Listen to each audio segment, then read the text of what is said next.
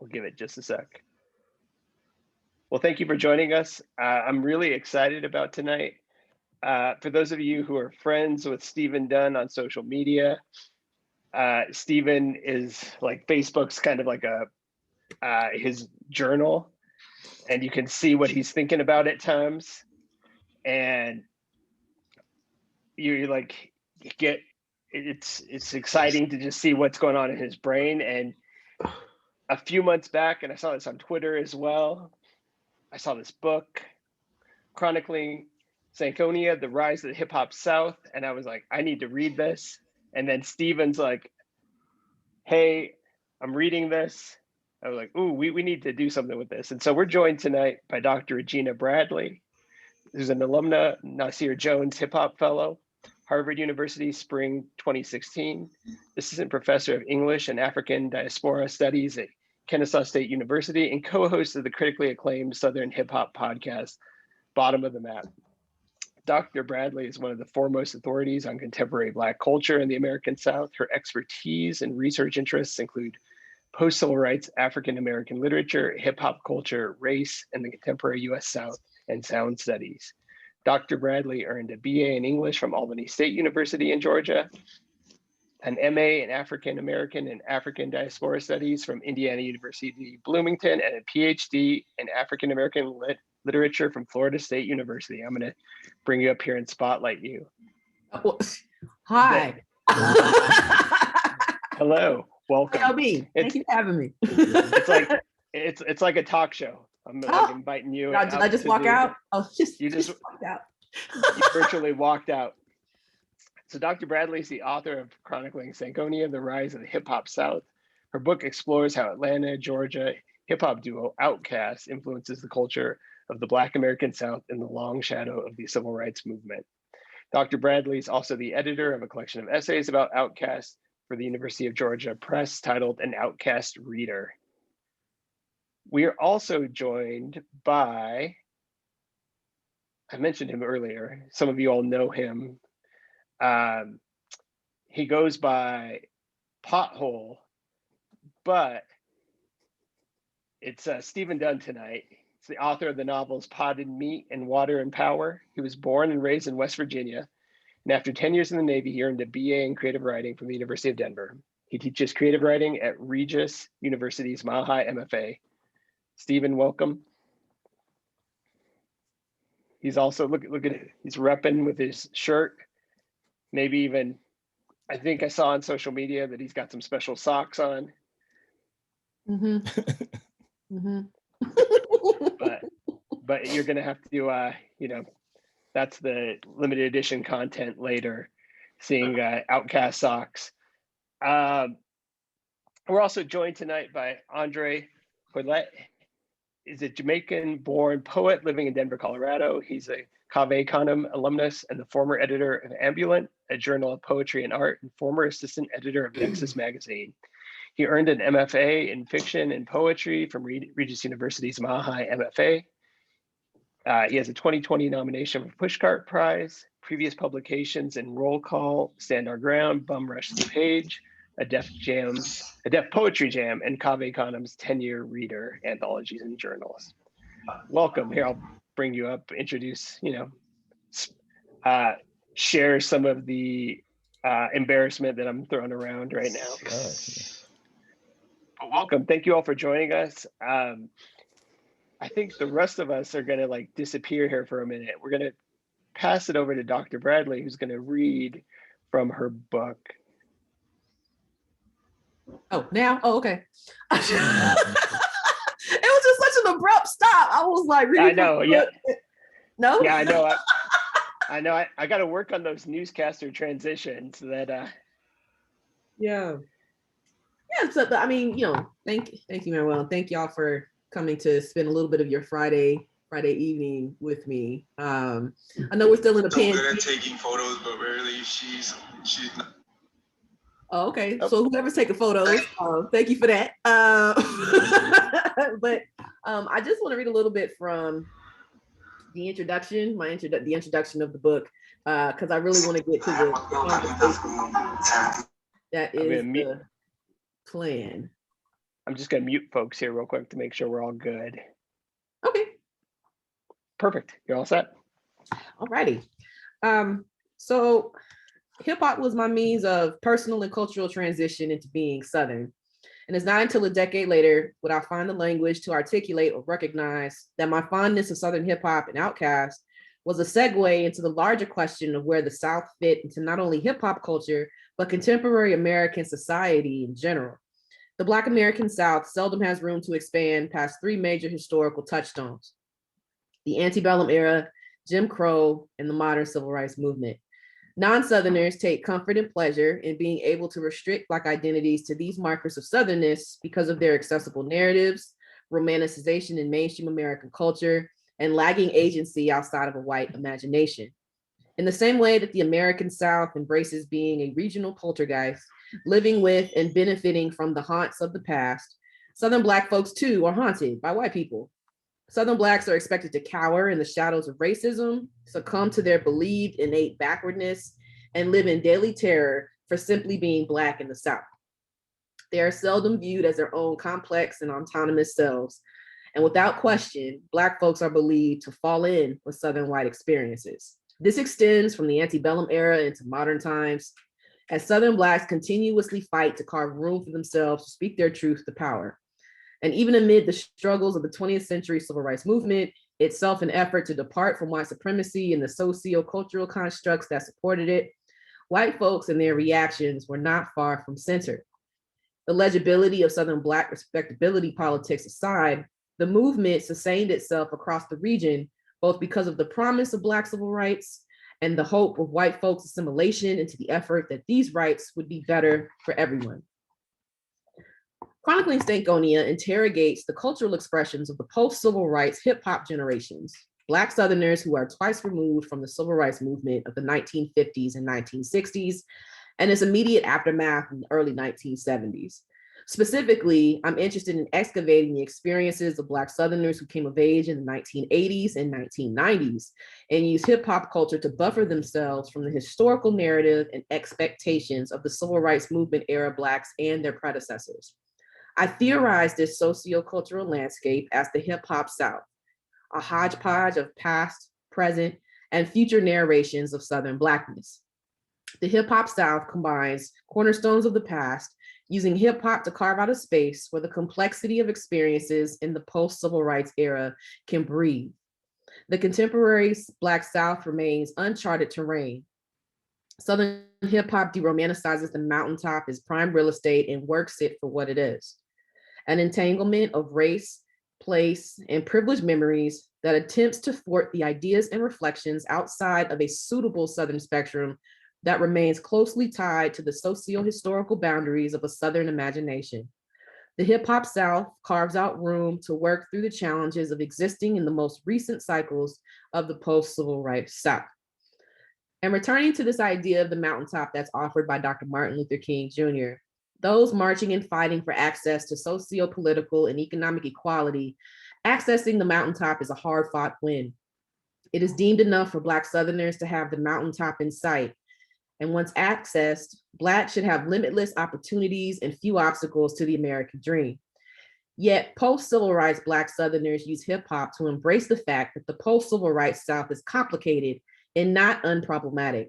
It is demarcated by the complexity of living interstitially between memories of the past and present.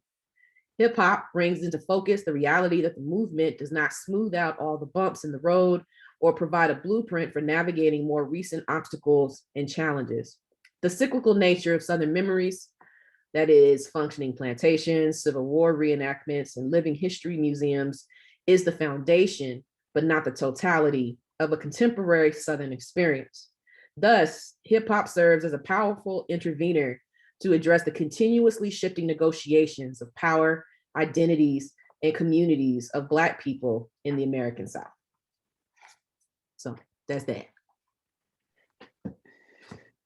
Thank you so much for sharing that. I am going to, let's add Stephen Dunn and André. And I'll hand it over to you, Stephen. All right. Thank you so much, Regina, for reading that. Man, yeah. And I just want to say thank you for writing this book. I really appreciate it. Just a huge Outkast fan, but not only because I'm a fan of the music, but because of the things that you're talking about. So being Southern, I guess West Virginia is Southern, culturally Southern, if it's not geographically Southern. But yeah, I think just having a space for weirdness and something that was my own, you know, or our own that we could grow with, you know, in our 1980s, 1990s childhood. And this is what did it for me, you know? So like, and even now as a grown up, like I'm always mimicking Outkast in a way, like trying to pull their energy and everything. And so, yeah, thank you for writing this book. I really appreciate it. It's just my shit. Yeah. So, yeah, man, yeah, really good stuff. So moving on to me, I was going to say, how important Outkast to me as a side. Well, I was in the Navy in like 2000 when Stankonia came out, and I told him I was sick so I could go buy the album, you know, when shit came out on Tuesdays, you know, and I planned to like kind of go back to work after I took my lunch break to buy this album, but I didn't go back. You know, I got. Who you stationed at? You know, you got to tell the whole story. Where were you stationed at? I was stationed in Hawaii. Yeah. I was stationed in Hawaii, you know, and it was like away, you know, but I was like still home, you know, trying to be. Even though I was born in Hawaii. My mom is a Navy vet. I was born in Hawaii, so I know exactly what you. I was born and we stayed in Mililani Town. Oh shit! Yeah. Cool. Yeah. I was on Pearl Harbor. Yeah. You know. Oh, okay. Yeah. On my lunch break, I was like, man, I got some Popeyes and a fucking Strawberry Hills Boone's Farm. And I intended to go back to work, but I couldn't because I was like, this Stankonia had me. So I was like, hey, I'm sick. I can't come back to work. So all I did was just listen to Stankonia and eat Popeyes and drink Boone's Farm for the whole album. You know, that seems proper though. I feel like that seems proper though to listen to the. You know what I'm saying? Yeah, okay. It was good. It was perfect. You know, and like and thinking of that, like opening up this album, right? I always. I go to the acknowledgments and to the notes, like, because these are my people, so I want to see like who my people love, you know. So I love that your acknowledgments are the first thing when you open the book. And it feels very much in the spirit of hip hop. So real quick, I have my little Equimini joint, the little CD cover. Okay. So I would read some of their acknowledgments, just, you know, like how they do it, the function of like hip hop acknowledgments, you know. Okay. So Big Boy is like Big Boy, aka Daddy Fat Sacks, aka Francis the Savannah Chitlin Pimp the Almighty, you know. And so he's thanking people, you know. He was like C-Bone, Nathaniel, Slim Jim, Lil B, LA, and then André has his shit, you know. He's like I want to thank my mom, my dad, Erica Wright, you're the greatest. My son, my family, you know who you are. C-Bone, they scared of that A-Town, right? So they have the parentheses, they put people's nicknames in there. Like it's a very black ass hip hop thing to do. And so, you know, I come across your acknowledgments, and to me, they read like rap album. Oh, thank you. Appreciate it. So, you know, you shout out people. The shout out is important. You even got Jeffrey OG Triple OG. You shout Jeffrey OG Triple OG out too. Right? No, for real. Like every time I see him, I say the whole thing. Like you know how I have like a pimp named Slipback? I'd be like, oh, Jeffrey OG Triple OG. Yeah. It's our thing. And he's just like, oh yeah. Yeah. I love it. Yeah. Then you go on to, you know, then you shout out, you know, ain't no Dr. Regina Bradley without Roy Bradley, bitch. Ain't. I feel like, remember how Dave Chappelle was like, white executives don't know what skeet means? I feel like I might have broke it open with Bit. Because like when I had to do copy edits, they were like, is there a word missing here? Is this a typo? I'm like, no, leave where it is. Yes, big is the word, right? Like we know it, we know what it is. And yeah. So I'm just thinking about how like I feel like that's honoring, you know, like these albums and hip hop in general. And it's some black ass shit, the shout out list, you know, like Kool Moe Dee had an entire verse dedicated to shouting out people, you know, his thing. So yeah, I just wanted to ask you more about that. Like, was there a choice to put it first and foremost? You know, like that's the first thing you see in the book is this shout out to my people. You know, this is not an acknowledgement. This is a fucking shout out list to be, you know. So yeah, this is my mama I made it statue speech. I think it's just UNC Press that puts acknowledgments in the front. But even if it wasn't, I would have been like, no, you need to put that shit in the front because there's no like community is so important to me. You know what I'm saying? It's like I wouldn't be here. You know what I mean? The academy is already hella lonely. You know what I'm saying? And I'm like, I have to represent the people that helped me down when I couldn't hold myself down. You know what I'm saying? So yeah, they had to be, you know, odd people in it. And what's hilarious is that my grandmother is reading the book, you know, and she says she only got to read it a little bit at a time because she said her eyes get tired. I said, oh, okay.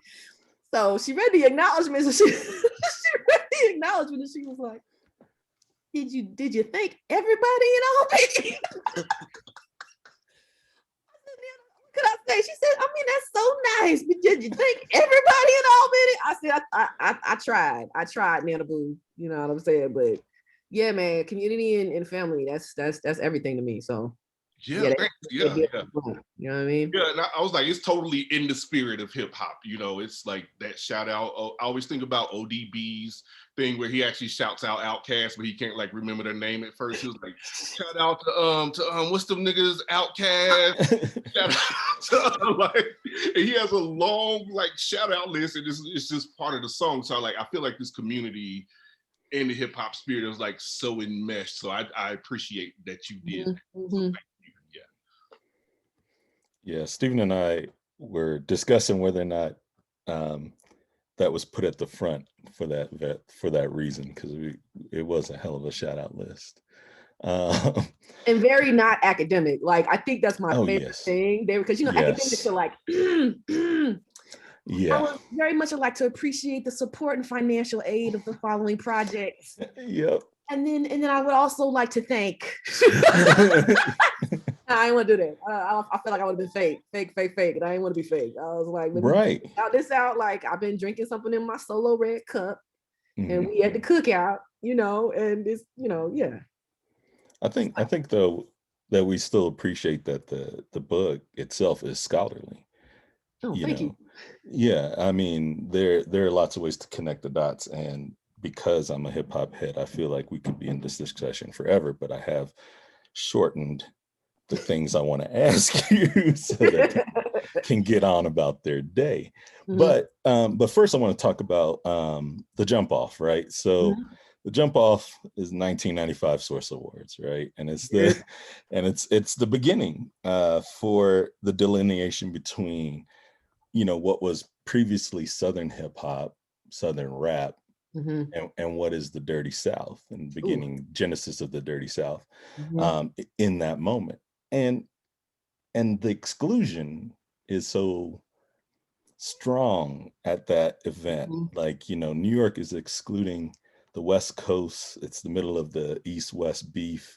You know, Snoop is walking off like, you don't love the West Coast? He was hurt. That man was hurt. Everybody was hurt. I mean, Outkast went up there a little bit hurt, you know, like I can't believe these people are booing us.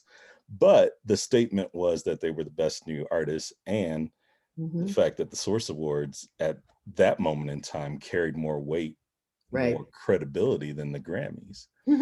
Especially in hip hop, especially in hip hop, right? Yeah. And at Madison Square Garden, right? So so from that, you know, you also point out in Dre's speech, he talks about, you know, there's closed-minded folks. He had a demo tape that nobody wanted to hear, and he makes the war cry at the end, the South got something to say. And that brings on Outkast, Goody Mob, and everybody, and starts this wave of collaboration. You know, so do you feel that Dre's cry was heard by everybody in the South, just not the Atlanta area? Yes, because I wasn't in the Atlanta area. I was outside I think that's the thing I want folks to understand, because one, it makes you just want to throw hands because I'm from Georgia, and folks automatically assume I'm talking about Atlanta. I'm like, God damn it, I didn't say I was from Atlanta. I said I was from Georgia. And then it's like, oh, my bad. What part of Georgia are you from? So, I'm all proud, my chest out, from Albany. And then the next question is, how far is that from Atlanta? You know what I'm saying? So I think it was intentional. And I think him saying it was the South and not Atlanta got something to say, which would have still been correct. It's not that Georgia had something to say. It was the South. So it was like, I feel like on his end, it was an intentional recognition that all rap coming out the South wasn't going to sound the same, wasn't going to be the same, but being able to pay those dues so that we can hear what those sounds of the hip hop South were, was a lot to take on his shoulders. You know what I'm saying? And folks were listening, sat up and paid attention. You know what I'm saying? And also I think it introduced the possibility that it showed that we're not monolithic. Yes. You know what I'm saying? So it's we weren't cookie cutter. What was going on in Atlanta is not the same that's going on in New Orleans or Memphis or in North Carolina. You know what I'm saying? He was like, all of us got something to say. The South, we might have similar threads, but it's, whatever the fuck we got to say, we gonna say it. Right. Unapologetically say it too. Right. And he's coming off of that year in the basement, in the dungeon of innovating, and he can hear what Goody Mob is coming with next because they're collaborating. Yep. And so you're right. I think that statement sort of identifies that the South is not going to be monolithic, and the experience in the South is not going to be monolithic, because even in the South, as you mentioned in your book, the post-civil rights generation is culturally at odds with the younger generation that comes after them, just because of the idea that I believe you put it that post-civil rights generation wanted to suppress the idea that the mountaintop is not flat. Yeah. That they had for themselves that we've made it past our struggles and we've reached the mountaintop, but that immediately the youth were aware of the fact that the mountaintop was not flat and required more climbing and and more gear, and also came with the optics of respectability. Yeah. Could you talk about that a little bit more, about how the optics of respectability and the politics of respectability just in the Black South between generations caused static? Yeah, I mean, because and I guess to put my professor hat on, politics and respectability initially was theorized by Evelyn Brooks Higginbottom, talking about Black women in the church and how they presented themselves and engaged, right? But it has taken on a mind of its own, so to speak. So now when we think about politics, respectability, this the way that we dress, the way that we have our hair, there's always this understanding of a particular proximity to white folks as respectable. The closer you are to white folks, the more respectable you're perceived to be. And I think that that's amplified in the South because we never just represent ourselves. You know what I'm saying? It's like, oh, it's you, but you're also out here representing us. So if you out here acting a fool and cutting up, and then it comes back and oh, that's Regina is so-and-so's daughter and granddaughter, and they're making the whole squad look weak. You know what I'm saying? Right. So that's there's an additional layer of stress there. And when and younger Black folks, we understand that. A lot of us were conditioned to be yes, ma'am, and no, sir, and the sirs and the ma'ams. And not to necessarily question back, but as we got older or got into our own little groups, even if you ain't Christian, it's true. When 2 or 3 are gathered, we go, you know what I'm saying? The music, hip hop was an opportunity to push back. You know what I'm saying? And even if we were just pushing back with our friends, you know what I'm saying? So when I was at the house, my grandparents raised me, you know what I'm saying? So when I was at the house, it was all church, Christian, everything. You know what I mean? That was the rule. It was if there's something we can do at church, your Black ass is going to be at church. You know what I'm saying? Junior usher board meeting, junior choir meeting, junior missionary meeting. regular Sunday meeting, regular Sunday meeting after the meeting on Sunday. Like we gonna keep you involved, right? And for my grandparents who were educators and who, you know, kind of saw what Albany did to young people. Like, let me not sit here and be like, Albany, I mean, for me, Albany was wonderful, you know what I mean? But like looking at the background that I was on, high unemployment rate, ridiculously high teenage pregnancy rate, dropout rate is high, sexually transmitted diseases are like in the top 3 in the country still. You know what I'm saying? So they saw these challenges out there that they didn't want me to succumb to, but the way that I was introduced to those issues was in rap.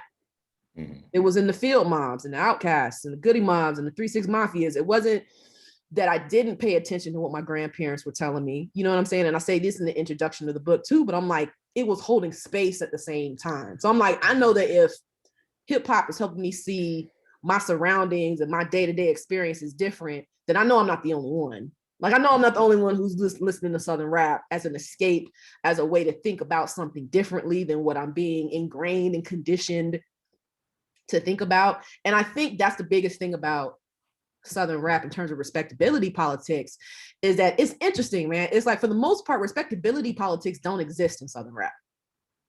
Right. If I'm gonna be like, fuck you and your mama, you just gonna be like, all right. Or you know what I'm saying? But like, it's interesting though when you think about women in Southern rap. Yeah. Because the challenge is different, because for a lot of folks, you know, sex was the intervention for Black women in Southern rap. It was a space to talk freely about getting it in or not getting it in, or talking shit about somebody who couldn't get it in. You know what I'm saying? So I think what's interesting is that it's expanding the space while there is an awareness of why the space is needed. Yeah. You know what I'm saying? Even this, you know, I'm shouting out to Dr. Treva Lindsay. She came up with this term that I absolutely love, which is like melodious misogyny. So like, even as much as I love something like Goody Moms Brown Skin, for example, which was like my go-to anthem at 14. Like, I mean, I loved Outkast, but I played Beautiful Skin daily before I went to school. Like, it was part of my. And then now that I'm older and kind of listen to what they were saying, I'm like, this is respectability politics as fuck. Like, you know what I'm saying? You know, you ain't showing your whole ass, or you know what I'm saying? And I'm just like, oh, like that really, like the tension exists there. You know what I mean? Or even if you look at somebody like Outkast, Jazzy Belle is such photep shit. My husband, like, he came around the corner, he just looked at me like, what? That's his like favorite Outkast song, so he hates some fucking shit, but it's true. And then you add Babyface to the remix, and it's like, yes. Well, shit, if Babyface is on this motherfucker, it must not be too bad. Like, my favorite mix is the Babyface remix. Right.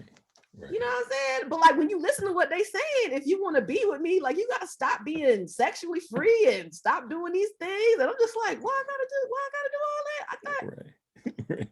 Then you hear them kind of like evolve, and then you have like 3 Stacks post Badu. You know, he was already going through his transformation at the Source Awards, right? Like, he had the dashiki on, and he was getting the woke. But then, you know, I feel like Erykah Badu just woke him. It just finished that shit up. Yeah. Now you have him with, you know, and then you hear him like increasingly expanding what he thinks Black women's sexuality is and what's sensual. You know what I mean? So by the time you get to something like The Love Below, it's where Black women fit, or where he fits into Black women's lives, not the other way around, which is expected in hip hop. You know what I'm saying? So he's asking questions like, you know, the "where's my panties" skit. Like, you know, like, shit, it was my birthday and I liked it. Like, that sounds like some shit I would have said back in college. Like, you know, like, so I feel like the awareness of politics, of respectability is there, but the challenge is to get as far away from it as possible without losing sight of what you're trying to rebel against. You know what I'm saying?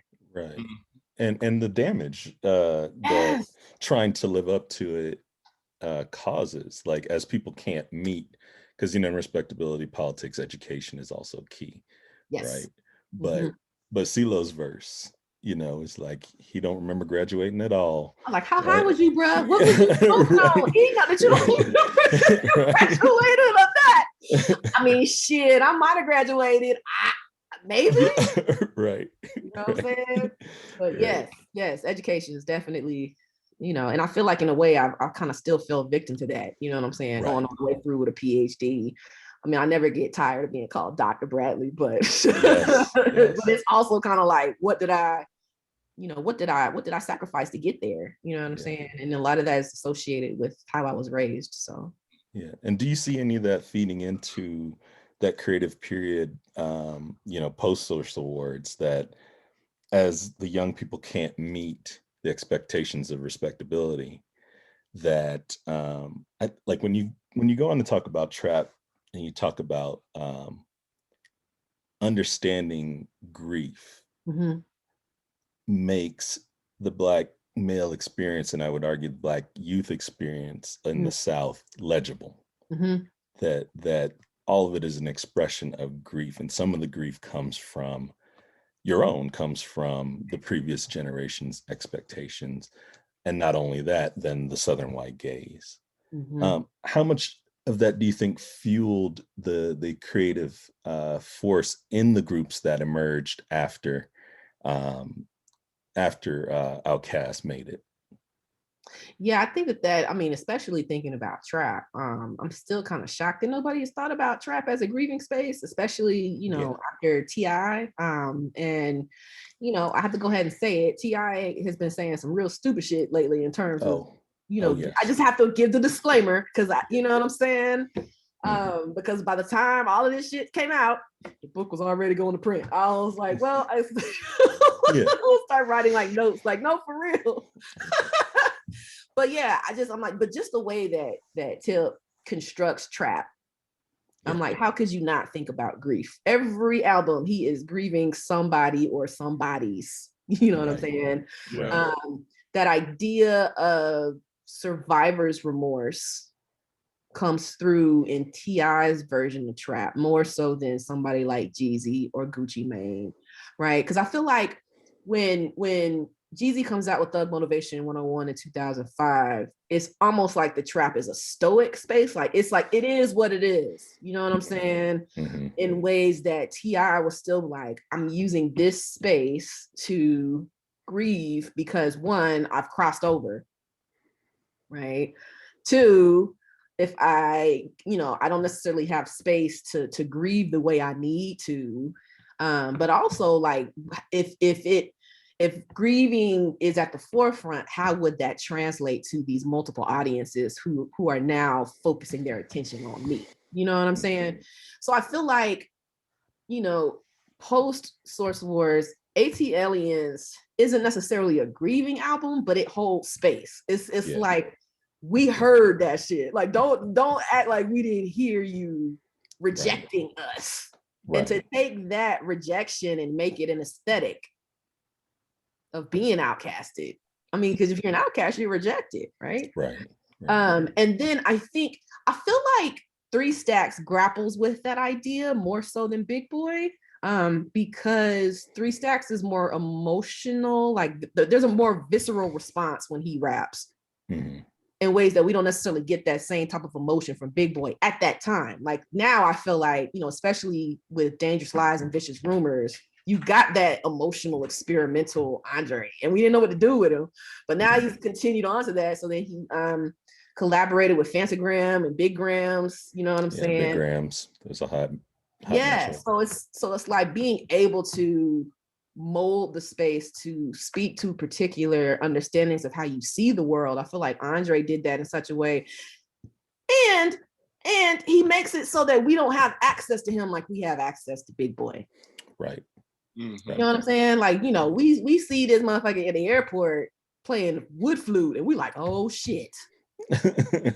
I mean, personally, y'all might, but I don't want no wood flute album. I just, it's not my spirit. You know what I'm saying? But it's kind of like he drops these crumbs on us, like as a reminder, like, just remember, like, I do what the fuck I want. But however, I'm still listening. So yeah, I just feel like it's interesting because I think the question between grief and autonomy is aligned with the projection of that person or that artist's career.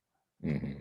Mm-hmm. You know what I mean? So like the more mainstream you get, there's shit that you can't do if you was just low key in the streets. You know what I mean? And we see a lot of artists out here, and unfortunately, especially in Atlanta, that folks still got one foot in the street and one foot in the studio, and usually the studio doesn't respect them boundaries. You know what I'm saying? So you have the murder of so many young rap artists that, I mean, again, it reaffirms this idea of trapping as a grief space. Yeah. You know what I'm saying? The trap gives and the trap takes away. You know what I mean? And it's almost like a lot of these younger artists don't understand that, because like I feel like older, like for us, right? Like we're like, okay, we've seen the murder of Tupac. We've seen, like, we can tell you what we were doing September 13th, 1996 and November 9th, 1997. Like I can tell you what I was doing when Biggie and Pac were shot. Like I can tell you where I was, what I was doing, but it's there's a stoic understanding that hip hop is violent almost. You know what I'm saying? Yeah. In ways that younger folks are like, oh, I'm gonna try the game.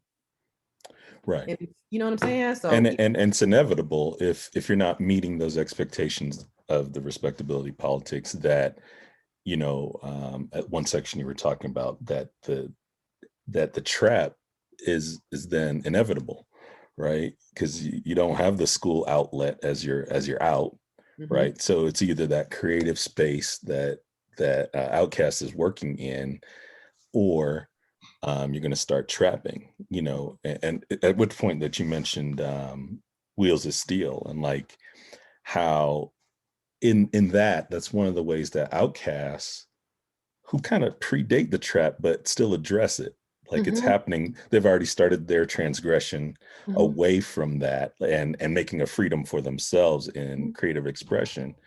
But they recognize that this is what's happening around them and to the youth around them. And so, you know, like Wheels of Steel's like you mentioned, is how to survive if you have to head into the trap, you know. And Dre on Dre's verse on Royal Flush, that collaboration with Raekwon, also addresses that, you know. Where he's like, you know, Crack and I have a lot in common. We came up in the 80s. It's, you know, it's given a negative connotation, but I thought the name of the game was A Better Life. And then he talks about the fact that he's never slung, he's never sold drugs, but he's understanding that this is the way that it's going. And he also addresses how they escape the trap, because there's a line in there where he talks about the other rats and mice that are in the trap, you know, tell them to get on out of here if you can draw, or if you're artistic, or you could do something else to get out of here. Don't get stuck here. Because, you know, that's where tails get caught. So I also wanted to talk about the other Raekwon collaboration. Steve and I were having a discussion about that earlier, because both Slick Rick and Raekwon seek out Outkast after the Source Awards, right? To collaborate, and that seems to be a statement of sort of giving in and sort of surrendering to the fact that they can realize that these people are being very creative and talented. Like that's the other part of it, because you know, New York folks want to be like, if they can't spit, son. Yeah. All right, then. You know, but they seek him out. Was so shady in that introduction to Cute on the Barbie. yes. And Raekwon, it just whoosh. Yeah, he just popped up. He just popped up. But Steve I feel like Andre's even more petty because he don't even show up on the bum. Like, he just like, no, y'all got that. yeah. He just there. I didn't forget. Like, I feel like that silence from him was like, I ain't forgot. Yeah. Well, it's 98, right? It's 98. Yeah, it comes out in 98, but I'm wondering it's fresh. When they recorded it. It's still recent. That's what we were talking about. It was like, yeah, it came out in 98, but they recorded it, you know, like. Well, I looked it up. They recorded it in 98. and it came out, but and Slick Rick also recorded in 98 with them, but it came out in 99, like same year as Art of Storytelling. But we had this, I don't know, we're gonna get your opinion on it. Like, when you listen to that track, do you think Raekwon sped up his cadence to try and meet Outkast? I don't, is it bad to be like he sounded clunky? You know what I'm talking about? I don't know if it's bad. It's like, because I feel like I feel like he was trying to match cadence. You know what it reminds me of? Do y'all remember when Biggie did Notorious Thugs? Yeah. Thugs Harmony. And Biggie was like, oh, we just gliding over beats. Yes. I can glide over a beat. Right. And Skew It on the Barbie, I just felt like he was trying to match the choppiness of the beat and didn't quite. He was on the 1 and 3, not the 2 and 4. Right. I mean, because I feel like they were just so smooth with the cadence. It was like da, da, da, da, da, da, da, da. Like, oh, okay, it's like just like you having a conversation. And he comes in and he's like, da, da, da, da, da, da, da, da, da. And I'm just like, that's too New York for this beat. Like, you can't. It's kind of like Cardi B. Cardi B raps the same cadence on almost every damn thing. You can't. There's no glide of the beat. I'm not knocking that she's not talented, but I mean, for real, listen to everything from Bodak Yellow to WAP to she has a particular cadence, and I feel like the New York came up out of there, out of the shell. You know what I'm saying? I feel like he was trying to do it, but still keep it New York at the same time. But you can't have it both ways. Raekwon is always on even on the Wu-Tang stuff, he's like the odd one. So like that's his deal too. So like trying to bring that flavor in. But so we're talking about that in the sense of like after Outkast, like the South got something to say, people were booing them. Then you find like these New York people like exporting themselves to the South. So you have Slick Rick and Raekwon jumping on Outkast. Then you got Nas looking for beats from Dr. Dre, and you got Jay-Z writing for Dr. Dre, and Jay-Z going to get UGK. So after that, Pimp C, man,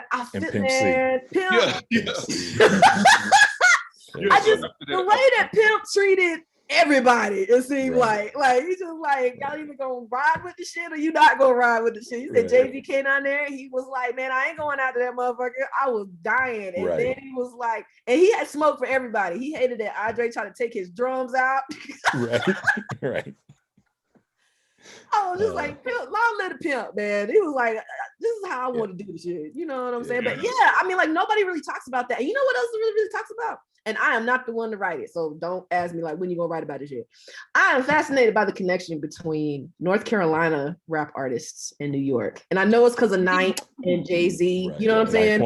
Ninth Wonder. Yeah, I know that Ninth is definitely a part of that, and it's not nothing wrong with that. But I just find that back and forth fascinating. You know what I'm saying? So yeah. I mean, do you think it's proximity? Because like they're just out of the range of that New York, DC, Maryland kind of coast. Like they're like right down the road. I feel like the DMV sonically, living up there, it was, if you're listening to the radio, you either hear Go-Go, which is definitely signature DMV, right? Or whatever's playing in New York. You know what I'm saying? Right. So you know what I mean? So I feel like there's a closer proximity to that. My theory is it was the drug route back in the day from New York, that highway. So it is, Yeah, so it comes down to North Carolina. Like if you look at the fashion and follow how the fashion changes. So like we're in West Virginia, like away from it. So like what's coming to us, like how Black we want to be, a lot of it is coming from New York via drugs, styles, Timberland boots and blah, blah, blah. So all of that is, there you get Virginia, then North Carolina and all of that. So a lot of it has to do with like drugs and rap. So then you got like J. Cole, like you wouldn't know J. Cole is from North Carolina unless he really said it, so like at first, J. Cole is like a image of like a New York drug dealer rapper, even though you may not sell drugs. So that's my theory, is it has a lot to do with the drug route on that long highway, that didn't quite go, like it does go to Georgia, but it starts to like spill away after a while. So so like in the 80s and 90s for us too, it was like whatever drugs and fashions was coming from New York, was the thing. Right. So I think a lot of it had in, the culture and stuff. But I wanted to ask about when you're talking about the breadcrumbs, like, and I've always like been fascinated by like Jazzy Belle, like when I was younger, like, yeah, blah, blah. Even Nas had Black Girl Lost and like, oh, no, my God, it's such like respectability. And then like Outkast changing, we love these hoes. You know, like, all right, I thought y'all didn't love hoes so much, you know, but like, that's the change, you know, it changes. So like what I've always loved about Outkast, and I'm glad you like charted this, is like how their albums change and they feel like one body of work, and how the end of an Outkast album is the next album. Like Chunky Fire could easily be on Stankonia, right? Like, so there's like some charting there. And I don't know, I just wanted to get your thoughts on like, is that why you chose to chart the albums the way you did in the first chapter? Like, did that demand you do that, like the growth of their albums or whatever? Yeah, I guess that's the question, yeah. How did you come to that? That Outkast chapter, it took me 3 years to write that chapter. That one 7,500 word chapter, because my anxiety was that I didn't want it to sound like a string of album reviews. This happens here, then this happens, then you know what I'm saying? Yeah. So I had to sit with it and be like, what the fuck am I actually trying to say about these Outcasts? I was like, what am I trying to say? So when I really started thinking about like, you know, kind of going back and listening to interviews they were doing, I mean, one of the things that both of them said was that we're continuously evolving our sound. We don't want any of our albums to sound the same. And I'm like, okay, well, their ideas about the South started on Southern Playalistic in Atlanta, and that established Atlanta as a hip hop city. You know what I mean? And then ATLians happens, and now they're starting to expand and grow a little bit. So by the time you get to something like Stankonia, it's like we've already created our own world. And then, you know, after doing a couple of years of close listening, I was thinking about it, and I was listening to the end of the art storytelling part 2, and I was like, he said, meet me at the center of the earth, which is the dungeon. It's the dungeon family. It's the dungeon. And then the beginning of Stankonia is like live 7,000 light years from the center of the earth. And I was just like, well, let me just theorize a little bit to be like, all right, so the old world order, so to speak, the old South, the old Outcast is gone. What's the one thing to survive the end of days that they talk about in the art of storytelling part 2, Southern rap? Dungeon. Yeah. Yep. Yes. You know what I mean? It was kind of like what you were saying, Stephen. It's like putting the kind of connecting the dots in a way that was you know, part of my argument. I'm like, if I'm saying that Outkast reflects how they see the Black South evolve, how can I find that shit in their music? Yeah. And it's something like I've always thought about, but haven't been able to articulate in the writing. I was like, man, these albums connect. Thinking about them, I want to write a book one day about this shit. Like something has to be there. And then like reading yours, I'm like, that's what the fuck it is. Like, thank you. Like, you did it. And I was like, I'm just like, woo, yes. Cause every, you know, like not only in like, you know, concern, like content concern and, you know, theory and stuff, but in sound too, you know, so like you have this sonic mission going along with their mission to leave, you know, like the beats are very grounded on Southern Playalistic. They get a little bit more spacey on and then by the time you get to Stankonia, you know, they're doing their own thing. So they're like, we're gonna borrow from the rave that we went to the night before we do all of that there. We gonna you know, and like a lot of folks are mad at me about this book though. Like they mad. I want to hear this. Why? Oh, yes. Well, no, so the book came out, you know what I'm saying? And you know, excerpts have been published a couple of different places, and apparently that opens up the floodgates for email. You know what I mean? I try not to read nobody's comments because that's like the champagne room. You just stay your ass out of there. Oh, I saw that one email you posted. Sorry, go ahead. Yeah. So, but like folks were like, from everything from, you know, you over romanticize what Outkast is trying to do, and you should have talked about them like X, Y, and Z, and just it was, you know, just because folks was mad, and I'm just like, well then write your own fucking book about Outkast. Right. Write your own book. You know? I mean, if the shit's so easy to do, write your own fucking book. I'm just like, you know. So then somebody wanted to go back and forth and like, well, you put it out there, and I'm just like, yeah, but I said what I said. Like, yeah, I said what I said. You can still write your own fucking book. You know what I mean? Because there's so much you can do with Outkast. You know what I mean? Yes. Like there's so much you can do with Outkast. There's so much you can do with Southern rap, and you just need to take the time to do it. You know what I mean? The door is open. I kicked the motherfucker open. Now it's just walk through the motherfucker. Like walk through. Now something to say. You the source of water. This motherfucker. We got something to say. Can we talk about our own shit, please? Here is the door. Walk through it. You know what I mean? Yeah. So that's weird that anybody would be upset, because it's like, I think that's a. They said I was trying to revise hip hop history. Yeah, huh? Yeah, no. When no one's written it. No one's written it. So how is it going to be revised? And what hip hop history, talking about the South like that? Right.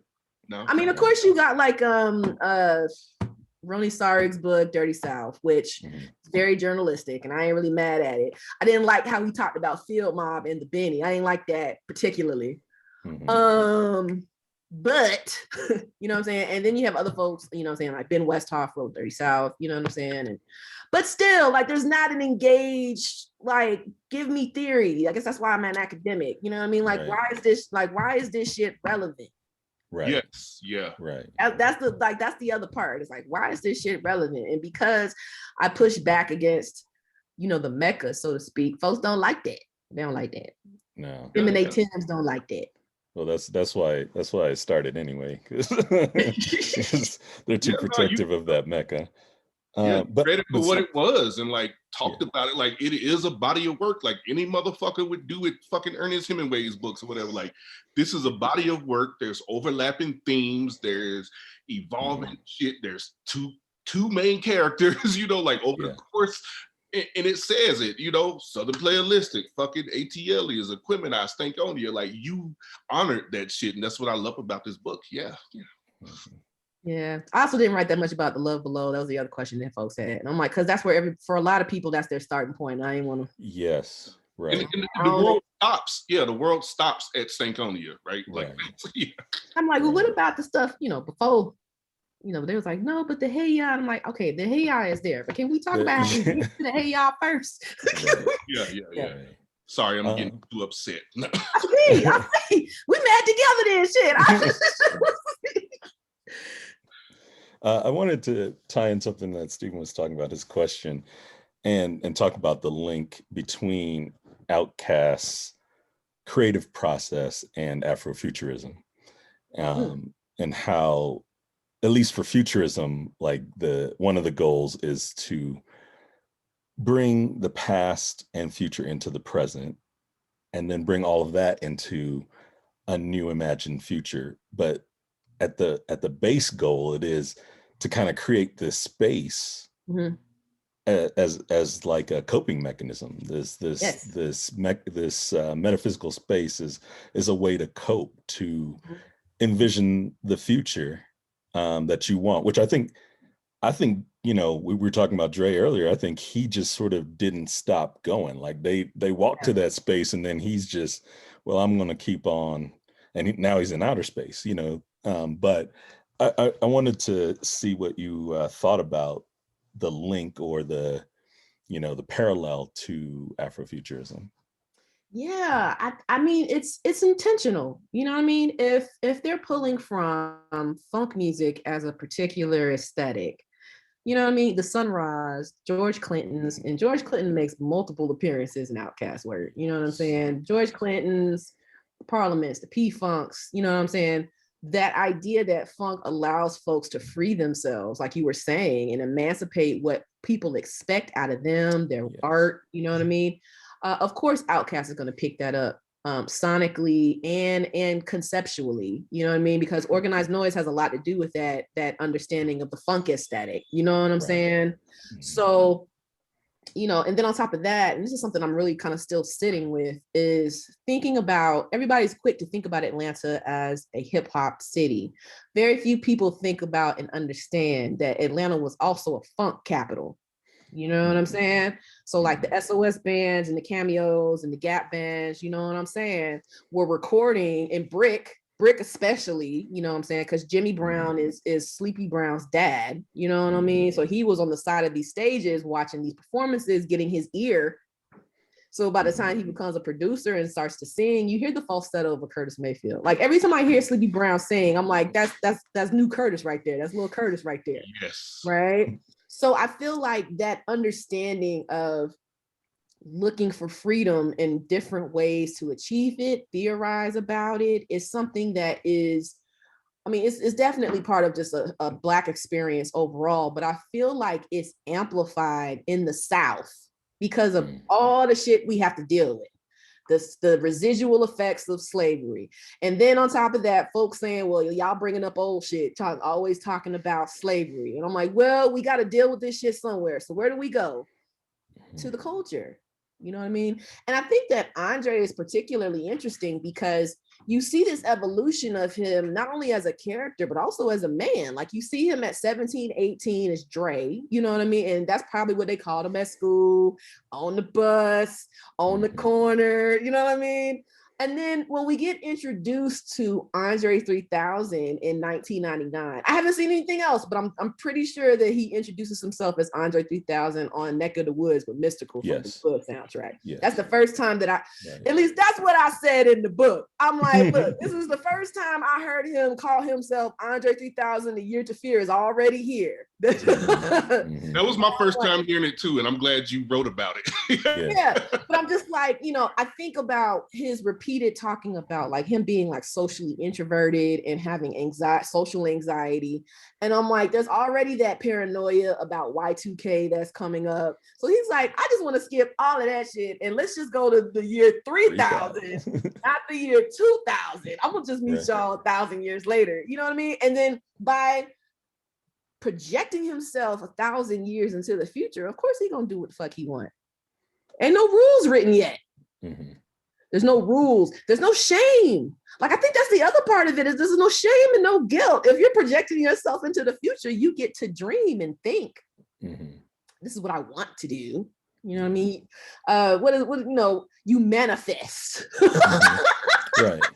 Right. And how do you manifest? How do you manifest, Andre 3000? Well, I'm gonna wear shoulder pads and some ostrich feather pants. This is some shit I think they would wear, you know, in the year 3000. Or I'm gonna wear this platinum blonde wig. Yeah, that wig. And there's also something old about that too, because that's straight up like the prototype video. Oh yeah, I mean, yeah, prototype. I mean, something old about his clothes and shit too, because that's also Parliament and P-Funk. So they were doing that in the 70s. So he had a new name, new clothes, but it's also old, you know. And of course, like they borrow naming conventions from Isaac Hayes, you know, his hyperbolic syllabic sesquidalar mystic, you know, like these long names. So like there's something. The interlude on Stankonia, the DF interlude, where they be like Andre 3000, aka Alouette Possum, Alouette is you just be like, oh, let me check these. But yeah, I didn't even, you know what? I didn't even think about that. You're right. Like the actual act of naming, and naming is so important for Black folks, because Black folks got 57 different names. We got the family nickname, we got the government name, we got the name that your friends and them call you, we got the name that they know you on the street, we got the name they know you by at church, you got your boo thanks nickname for you. We have multiple nicknames, and usually they don't exist at the same time. So like you'll go to a funeral, you know what I'm saying, and be like, I'm going to, you know, his nickname, you know, I'm going to Big East, you know, and they were like, well, you know Eugene, and you be whispering like, who the hell is Eugene? Hey,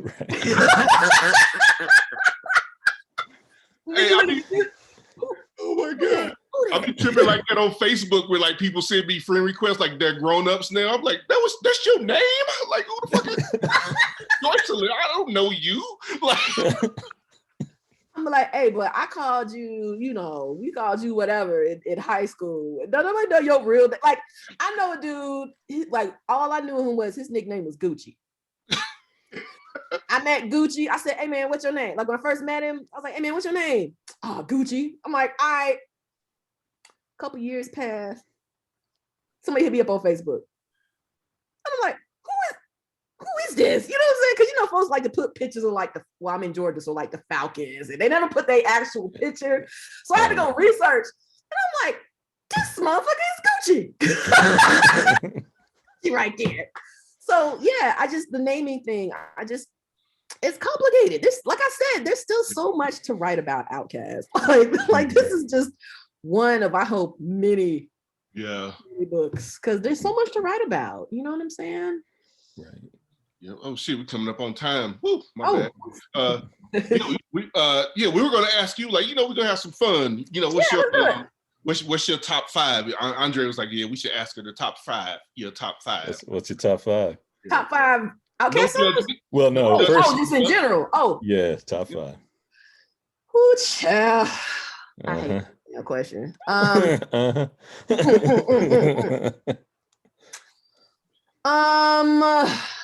It changes, but I mean, like, Outkast is a duo for me, so that's one spot. I hate when people do that shit. One spot. All right. It's one spot. You ain't got one without the tonight. Damn it! This is my event tonight. They are one spot. entity. All right. Yeah, I do it too, and I feel you. Yes. Oh, man, so clearly I love the cast. I love Scarface. Scarface is such an elaborate storyteller. Yes. Folks sleep on how well this man can tell a story. She's fucking and I like Missy. Missy's also in my top 5. Okay. Because I feel like she does so many different things, and I just love the creativity of it all. What was that, 3? Yeah. Okay. Well, once upon a time he held this spot for me, but I have to kick him off. But I've loved T.I. T.I. has been my favorite solo Southern rap artist. I have followed Tip since '98 with Co-Ed's Roll With Me remix. You know what I mean? But for real, it's just, especially his older shit is just wonderful. You know what I'm saying? And then Biggie. Biggie's a wonderful storyteller too. Like I think it's the emotional rawness of it. Like how just how emotionally like raw and available he was in his shit. Like Suicidal Thoughts is like the darkest shit ever, but you're just kind of like, oh my, you know what I'm saying? And I know about and a lot of folks are like, well, that's all South. And I'm like, but I came up in the South. So like that's why they're in my top 5. You know what I mean? That's why that's so big to me. But I mean, number 6 would be Pastor Troy. I love Pastor Troy. Right. That's my guy. About church and new blackness, fucking that's a whole separate conversation. But yeah, I have this genre that I call like Christian gangster rap, and Pastor Troy's in there for me. Is he at the top of the list for Christian gangster rap? Is he or is it DMX? Who's up there? DMX is definitely in my Christian gangster rap. Bone Thugs. Early Ja Rule is in there. Grave Diggers. Ja Rule's first album was straight up Christian gangster rap. Would you put Goody Mob in that? Yes. Ooh, yeah. The soul food is just a little bit of church, but it's a lot of I'll still shoot your ass. Like right. Yeah. Like I know, like when my husband plays Thought Process, I know I need to take another lap because he's processing some shit. I'm just like, oh, okay, let me just put the garage door back down. I'll be back. Yeah, I just, So. Yeah, I love it. Yeah, I like your top 5. Yeah, I like it. Yeah, that's a nice top 5. Thank you. Yeah, I just, Andre, what's yours? Yeah, who's your top today? I feel like this changes. Who's your top 5? It does. I think it evolves. It's a I was referring to it as a barbershop conversation, but really, anybody who's in the hip hop is going to have that conversation continually, and it's going to change. I noticed how you didn't order them, but that's okay. I'm gonna let that go. So I'm not gonna order mine either. I'm just gonna say who's on the top 5. Mighty Most is on the top 5. Rakim is on top 5, and that's I'll reach way back for that just because it's probably the second tape that I bought. First tape was Nation of Millions. Oh wow! Okay. Yeah, it was a double day. I had good allowance, and I went in and bought both those tapes. Those days you had good allowance days, man. Like I really missed that. My daughter couldn't experience the joy of going to the record store on Friday. Yeah. Oh man. Don't let your friend be working behind the I was that like, friend. Go ahead, let it play. Just let it play. I'm gonna buy it here. I'm gonna buy it. I just want to listen to it first. I was that friend. I worked at the record store for years, and so Super Tuesday was it because I always had stuff on Monday because it came shipped to the store, and I'd be like, "What's in it?" Open it up. Yeah, let me see what I can. Okay, let me put this over here. Yeah. Yeah. I think as far as like innovation goes, I'm gonna give it to MC Light for Nice. changing. Like, she's at a critical time when like hip hop and rhyming is stagnant, and she changes it just enough to bring in a new era, like a new. Her flow was new at the time, and so like, and then people saw that there was a different way instead of mimicry. There was like a different way that you could go about it, you know. So I'd give it to her for that, just for kicking the door in. You know, Biggie. I mean, Biggie's gonna be somewhere on everybody's top 5, on most people's top 5. I want to say everybody, you know. Yeah, Stephen looks offended. He was, oh. I was like, oh shit, he's not on mine, but you know. right. It's, I mean, again, it's big barbershop talk. I think he comes back around when you're talking about the time, and the further away we get from the 90s. I still feel like the 90s was 10 years ago. So there's that. I know, but when you have this conversation with younger people, they're like, who? I wasn't really born yet. You know, like, or I was 5. I really didn't get to listen to Biggie. Like, and you're like, oh, okay. I'm just kind of offended. Like, what? Right. Right. Yeah. Or you know, I had an employee that was like, I never had a CD, like, just born in the time of digital. And I was just like, whoo, that whole record store experience is just, I mean, Steven brought out the book. I'm like, where's your CD book at? If you still had the booklet. Yes, he has a CD book. Oh, it's downstairs. Yeah, I know it. I'm like, you had to have the book. I know you still had the CD book. That was coveted. Oh, yeah. Still got it. Man. Yeah, couple of them. Yeah. Never had a CD. You know what? Now I feel old as fuck. I'm just sharing. You know. No, I know this is a safe space. Like, I know this is a safe space. I just. But you understand what I'm saying, though, right? Like, I mean, like, the joy of going to the record store, and usually, like, you know, because in Albany, it was you go to the record store, you go to the skating rink right after that. Like, it was like you had a set of, I'm gonna meet you at Odyssey, I'm gonna meet you at Peppermint, you know what I mean? And God forbid your people are working that night, be like, yo, put on that new Drew Hill, put on that new, and like, I got you. And you just over there vibing, and folks walking by like, what's that? You know what I'm saying? Because I wasn't even gonna buy no music this week. Right. But yeah, that's nice. You know. Then I'm gonna put Paris on there. I mean, I know he disappeared, but like, he was smooth as hell. Like, I mean, like his short time was just killer. Yeah. I love it. What about you, Steven? You ain't gonna get out of this shit. What's your top 5? I'm a cheat since Biggie. Yeah, I'm a cheat like you, because I feel like you can't separate it. So Outkast, Tribe Called Quest. So like, I'm even throwing 3 people in one line. Oh yeah. Outkast, Tribe, Most Def, Nas, and Heavy D. Yeah, Heavy D is. Oh, Heavy D is my favorite. Yeah. Yeah, Heavy D is like personally my favorite rapper ever. I don't know. He's like, I was a sensitive kid, you know, and like Heavy D was sensitive too. So I like, it was cool to have that space to be sensitive, and in the way he talked about like approaching women and shit. Like, I didn't feel under pressure like a lot of older people approach women. So I could just be like as sensitive as to say, hey, can I talk to you? I like you. You know, like, that's what Heavy D was, you know, and he had the old shit like from the Gap Band. So he had a funk. So yeah, Heavy D was like a sensitive funk artist. Yeah. But rapper. So I love it. Yeah. And dressed like that too, dressed like old funkster. While everybody else was hip hop, he was like with his big suits. Yeah, but if you're gonna bring Heavy D into it, then I'm gonna say something about Chubb Rock. No, I'm just.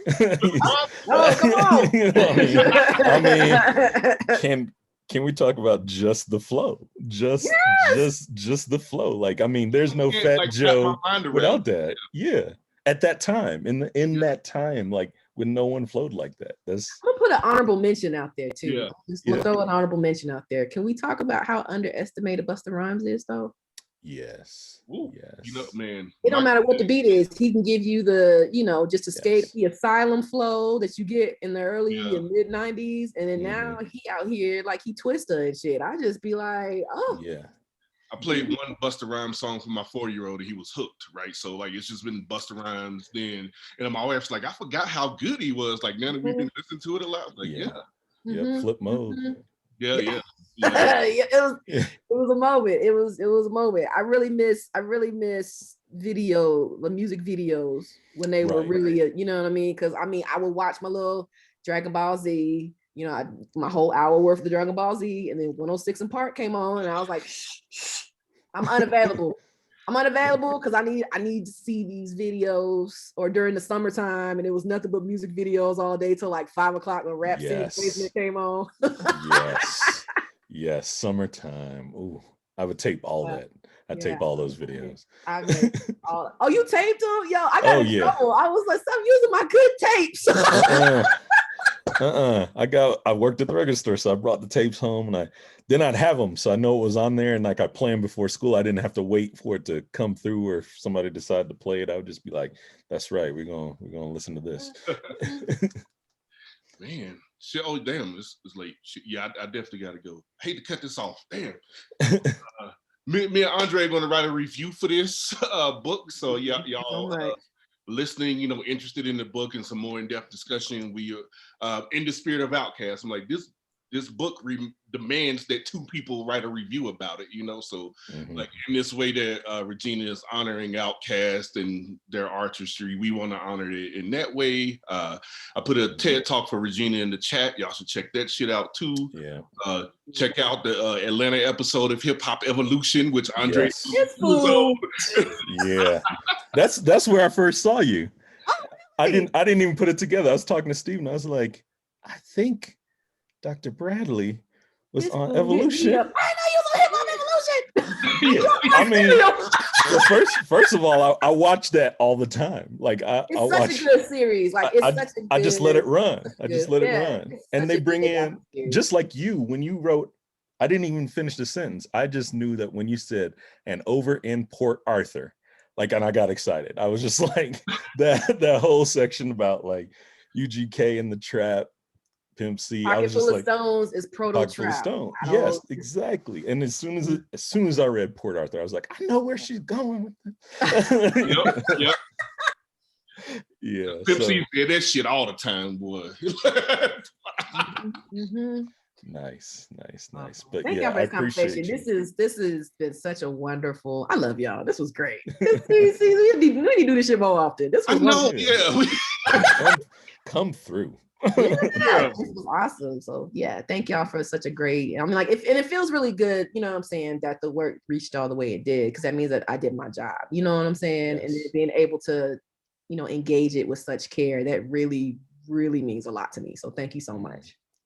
Yeah. Thank you. Yeah. Thanks for coming.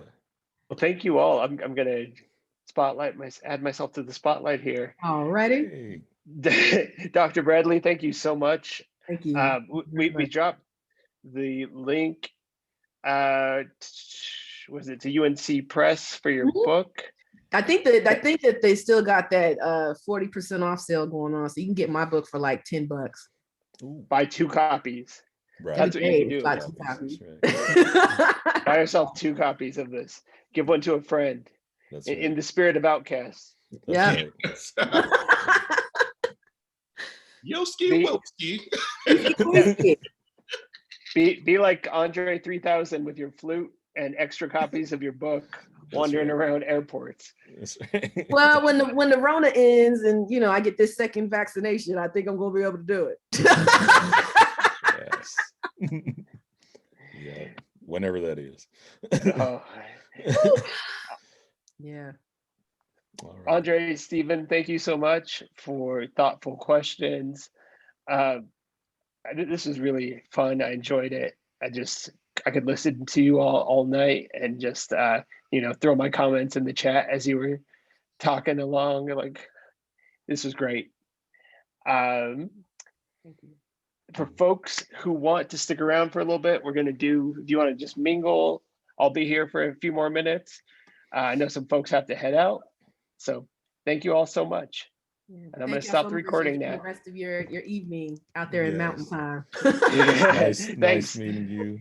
Yeah, thanks. Nice meeting you, and thanks. Thank y'all so much. Y'all have a great evening. Bye-bye. Yes, you too. Bye. Bye. See ya. Bye. Man, that made me happy. Yeah. Yeah, that was